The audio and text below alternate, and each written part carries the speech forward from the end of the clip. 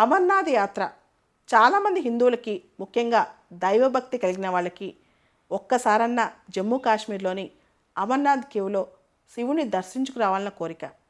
ఇక్కడ శివలింగానికి ఒక విశిష్టత ఉంది. మంచుతో శివలింగం ఏర్పడుద్ది. మంచు పడే తీరుకి దాదాపు మే నెలలో చాలా పెద్ద శివలింగం షేప్ ఏర్పడుద్ది అనమాట. ఆగస్ట్ నాటికి అది చాలా బాగా ఎక్కువగా కరిగిపోద్ది.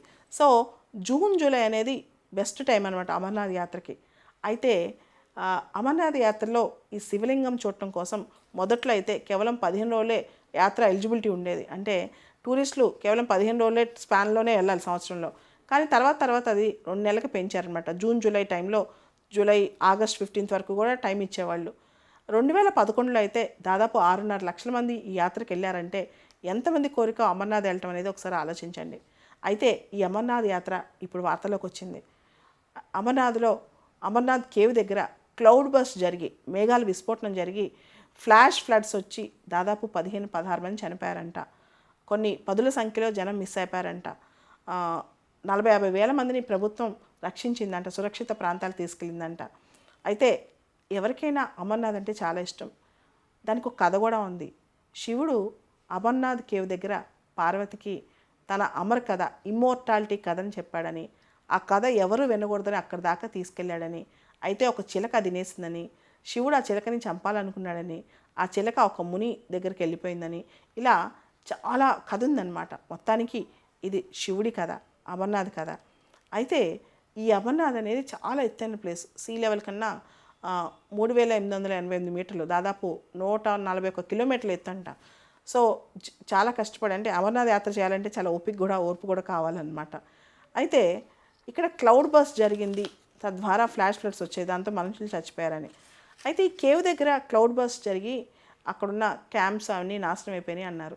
కానీ ఇది టెక్నికల్గా క్లౌడ్ బస్ట్ జరగలేదు అని వాతావరణం సంబంధించిన వెదర్ ఎక్స్పర్ట్స్ చెప్తున్నారన్నమాట.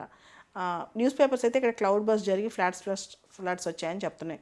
అసలు క్లౌడ్ బస్ట్ ఇండియన్ మెటలాజికల్ డిపార్ట్మెంట్ ప్రకారం తక్కువ స్థలంలో, అంటే 1 స్క్వేర్ కిలోమీటర్ నుంచి 10 కానీ 20 కానీ స్క్వేర్ కిలోమీటర్ల టైంలో 1 గంట సమయంలో, తక్కువ స్థలంలో 1 గంట సమయంలో 10 సెంటీమీటర్లు లేదా అంతకంటే ఎక్కువ వర్షపాతం నమోదైతే దాన్ని క్లౌడ్ బస్ట్ అంటారు.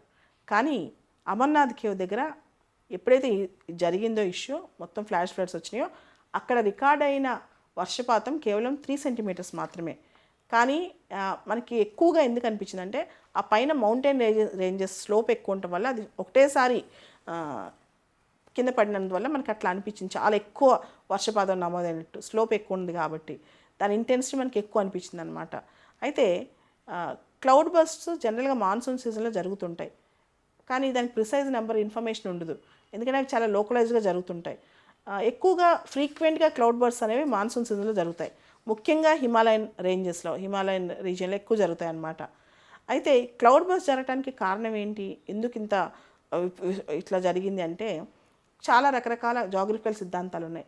మెడిటేరియన్ సీ నుంచి వెస్టర్లీస్ అవి వచ్చి మన మాన్సూన్ విండ్స్తో కన్వర్జ్ అవటం వల్ల, క్లౌడ్ ఫార్మేషన్ డెన్సిటీగా అవటం వల్ల ఆ టైంలో క్లౌడ్స్, క్యూములోనింబస్ క్లౌడ్స్ ఫామ్ అవుతాయి. సో ఇవి దట్టంగా ఉంటాయి, ఎక్కువ వాటర్తో ఇవి నిండి ఉంటాయి అన్నమాట. సహజంగా ఇటువంటి క్లౌడ్స్ వర్షపాతానికి, ఎక్కువ వర్షానికి కారణం అవుతాయి. సో ఇది జరుగుతుంది. అయితే అక్కడ జరిగింది ఫ్లాష్ ఫ్లడ్స్ అని చెప్పొచ్చు. ఫ్లాష్ ఫ్లడ్స్ అంటే ఒకటేసారి సడన్గా వర్షం పడితే దాన్ని ఫ్లాష్ ఫ్లడ్స్ అంటారు. జనరల్గా కొన్ని సందర్భాల్లో వితిన్ 6 అవర్స్ భయంకరమైన వర్షాలు పడితే ఫ్లాష్ ఫ్లడ్స్ అంటారు. కొన్ని దేశాల్లో సడన్గా ఒక చోట సడన్గా వర్షపాతం పడితే దాన్ని ఫ్లాష్ ఫ్లడ్స్ అంటారు అనమాట. అయితే అమర్నాథ్ యాత్రకి చాలా రకాల అడ్డంకులు. మొదట్లో టెర్రరిస్టులకు సంబంధించిన భయాలు, ఆ తర్వాత ఇంతకుముందు కూడా అమర్నాథ్ యాత్రలో రకరకాల ఇన్సిడెంట్స్ జరిగాయి అనమాట. ఒకటి మంచు తుఫాన్లు రావటం, బ్లిజర్డ్స్ అలాంటివి రావటం 1990లో, తర్వాత ఎక్స్ట్రీమ్ వెదర్ కండిషన్స్ రావటం, తర్వాత ప్రజలు అక్కడ క్లెయిమ్ చేయలేక కొంతమంది చనిపోవటం, ఇలా జరుగుతుంటుంది. కానీ ఎంత ఉన్నా సరే అమర్నాథ్ యాత్రకి విశిష్టత మాత్రం పోలేదు. సో ఇక్కడ మన టేకేవేస్ ఏంటంటే క్లౌడ్ బస్ట్ గురించి, ఫ్లాష్ ఫ్లడ్స్ గురించి, శివుడు అమర్నాథ్లో మంచు శివలింగం గురించి, వీటి గురించి మనం ఒకసారి చూసుకుంటే బాగుంటుంది. అదేవిధంగా అమర్నాథ్ యాత్రకు సంబంధించి జమ్మూ కాశ్మీర్లో కండిషన్స్ ఇంతకుముందు ఎప్పుడు పెట్టారు, 2019 ఆగస్టు 5వ తారీఖున మనకి ఆర్టికల్ 370 రద్దు చేశారు కదా, ఆ టైంలో కూడా ఆ ఇయర్ కూడా అమర్నాథ్ యాత్ర రద్దు చేశారనమాట. సో ఓవరాల్గా అమర్నాథ్ యాత్ర ఎటువంటి వెదర్ కండిషన్స్ వచ్చినా గవర్నమెంట్ అందరినీ ప్రొటెక్ట్ చేస్తూ ప్రజల యొక్క నమ్మకాలను కాపాడుతూ అట్ ద సేమ్ టైం ప్రాణాలు కూడా కాపాడుతూ ఉంటుందని, అవసరమైన చోట ప్రజలు కూడా తగు జాగ్రత్తలు తీసుకుంటారని అనుకుందాం.